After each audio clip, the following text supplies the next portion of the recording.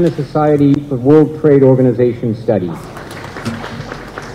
Before I turn it over to Vice Minister Wang, I'd just like to say a few words of thanks. I would like to thank our Chinese publishing partner, the Shanghai People's Publishing House. I'd also like to thank Ambassador Sun's organization that worked very hard on the translation with expert efficiency. And I'd like to thank our colleague in the Secretariat, Ivy Zhang, who did a wonderful job overseeing this work as well. So without further ado, we will go for about 15 minutes. The Director General has a plane to catch, so we will break. And then I will invite our Chief Economist, Bob Koopman, up to talk about the details of the report. Vice Minister Wang, you have the floor, sir. Thank you very much, Mr. Rockwell. Director General Roberto Azevedo, Ambassador Sun, ladies and gentlemen, it gives me great pleasure to witness the launching of the Chinese version of the WTO World Trade Report 2018, which will help Chinese readers to promptly get first-hand information. I'd like to express my appreciation to the WTO Secretariat, China Society for WTO Studies, headed by Ambassador Sun, and Shanghai People's Publishing House. It carries special meaning to launch the report during the first CIIE and Hongqiao International Economic and Trade Forum.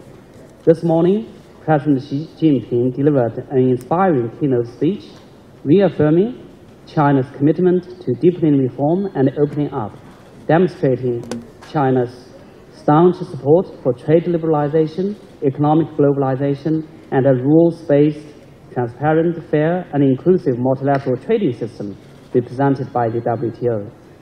The World Trade Report is the flagship publication of the WTO. This year, the report features digital technology and the changes it brings to the global trade. This is the best time for us to look closely into this very topic. Digital technology is where we will find new source for economic growth. Innovation is the dominant driving force for China's economy, and the report will help us to learn from the dynamic growth experiences in the rest of the world. Over the past decades, the rules-based multilateral trading system has underpinned international trade expansion. The well-functioning system has been driving economic growth in good times as well as in bad times. In the era of new technology revolution and rising unilateralism and protectionism, a better and stronger multilateral trading system is necessary more than ever to serve the interests of all. Towards this end, WTO members should have dialogues and cooperate with each other to make sure the WTO remains relevant and responsive. The multilateral trading system is predicated on an extensive and delicate network of trading rules. Today, the network of trading rules is in jeopardy. We have to address three existential crises faced by the WTO. A major economy insists on blocking the selection of the appellate body members, abuses national security provisions to impose additional tariffs, and adopts unilateral measures in violation of the WTO rules. To make the WTO relevant, we are ready to discuss new issues. China joined the Friends of E-commerce for Development and actively, constructively participated in the relevant discussions. China initiated the Friends of Investment Facilitation for Development. China is a member of the Friends of Micro, Small, and Medium-Sized Enterprises. At the same time, we are also keen to resolve traditional issues such as excess agricultural subsidy by developed members, AMS, and public stockholding for food security purposes. We would like to see a more inclusive WTO. China stands ready to help other developing members, especially LDCs, to benefit more from the global value chains.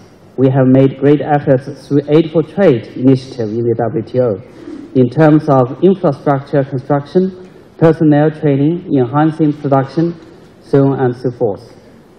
China firmly supports the WTO. We are prepared to join hands with other members to bring about a more effective and productive WTO. I'd like to thank everyone for being here today, and I hope all of you will have a good stay in Shanghai. Thank you very much.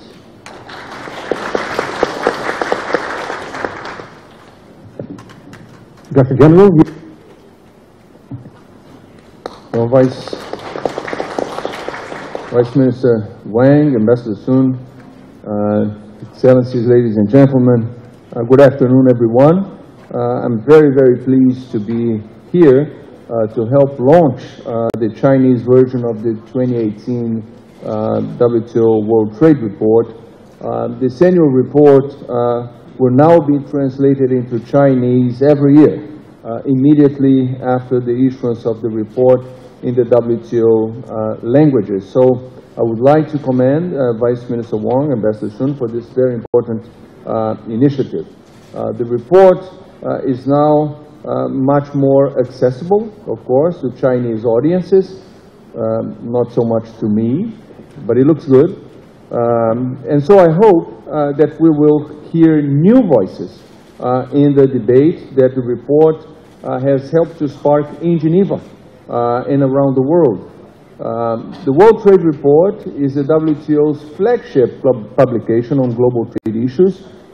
Every year it looks at an emerging theme in the trading landscape, and this year it looks at how new technologies are transforming global commerce and the challenges and opportunities that this will create.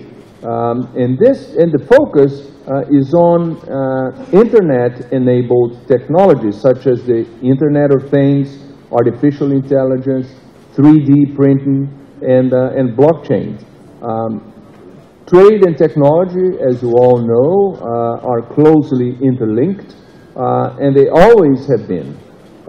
From the invention of the wheel to the railways to the advent of containerization, technology has shaped the way that we trade. And today, this phenomenon is accelerating as never before. If you all just think about the transformation that each one of us has seen in our lifetimes, we're living through an era of unprecedented technological change.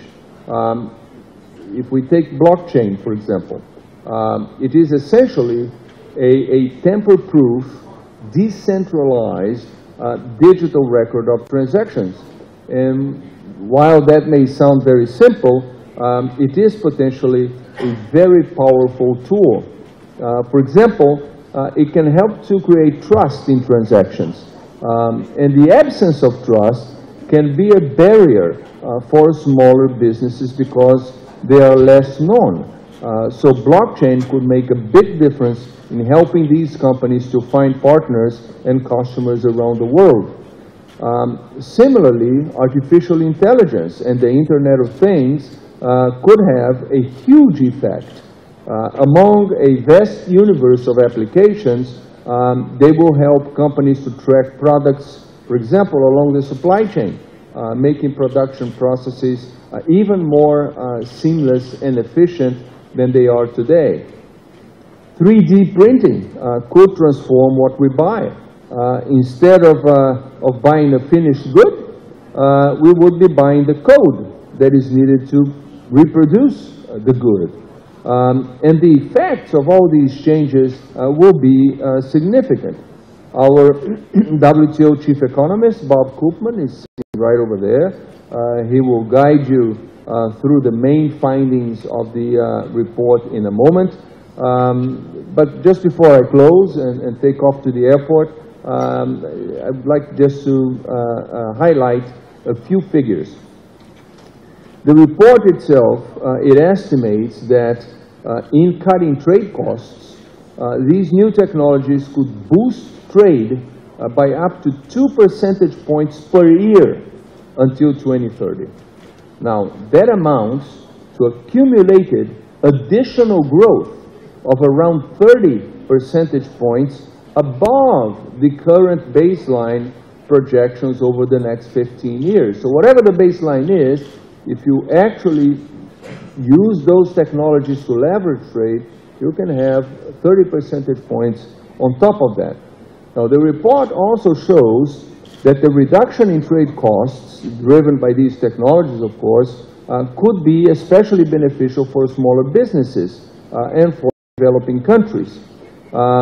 if the right complementary policies are put in place, then developing countries' share in global trade could grow from 46%, which is what it is today, to 57% by 2030.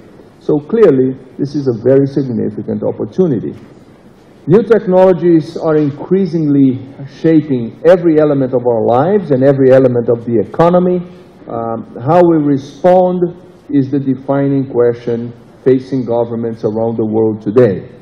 Jack Ma, I suppose you all know him, was with us to discuss these issues at the WTO in October, just this last October. And he said that this, and I quote, technological revolution is made for inclusiveness, end of quote. And I think that's right.